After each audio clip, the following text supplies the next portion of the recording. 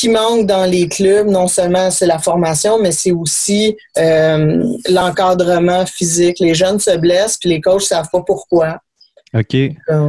C'est ça qui a amené mon entreprise à dire oui, j'entraîne, oui, j'aime développer des jeunes, mais je veux aussi les protéger contre des mauvaises pratiques sportives qui pourraient entraîner des problèmes de genoux, de chevilles, des Osgood-Schlatter. On a vu, il y a eu une grosse vague à un moment donné, il y en avait beaucoup, puis même les filles commencent à en avoir, alors qu'avant, on ne voyait pas de filles avec ça. Ça, c'est quoi ça? Le Osgood-Schlatter, c'est la bosse qui, souvent les hommes, vous avez ça, ça pousse en avant du genou. C'est un déplacement de la plaque de croissance qui fait que quand tu grandis, ça devient à vif.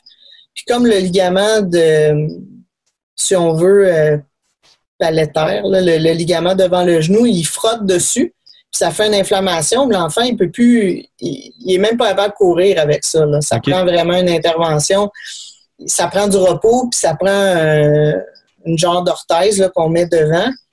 Mais il y a moyen de ralentir ce phénomène-là, puis il y a moyen aussi de le prévenir. Ouais, c'est ça. Moi, je me suis dit, pourquoi les laisser souffrir, ces pauvres enfants? Puis, on va développer des protocoles d'entraînement qui permettent de protéger l'intégrité physique de nos athlètes. Puis ça doit être aussi assez rare des entraîneurs qui ont une formation vraiment en kinésiologie, j'imagine?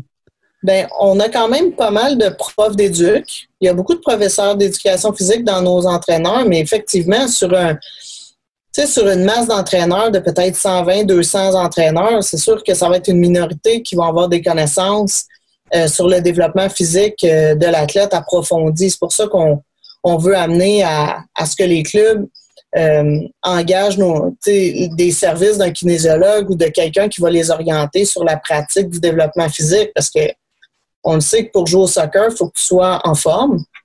Il faut que tu sois en forme pour réussir à jouer, mais aussi il faut que tu sois en forme pour ne pas te blesser. Mm-hmm.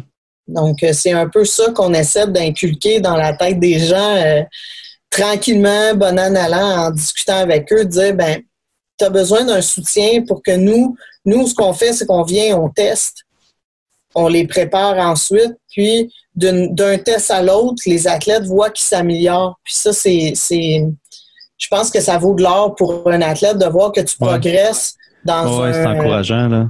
Ben oui, tu sais, c'est comme dans la pratique de ton sport, mais quand tu sens que ton match est de plus en plus facile parce que tu es plus en forme, puis tu réussis à faire des choses que tu ne réussissais pas, ou que ton tir est de plus en plus fort, ou que ta blessure au genou, elle ne revient plus, c'est encourageant parce qu'un athlète qui est sur le banc de touche pendant 3-4 mois, il n'est pas content, là.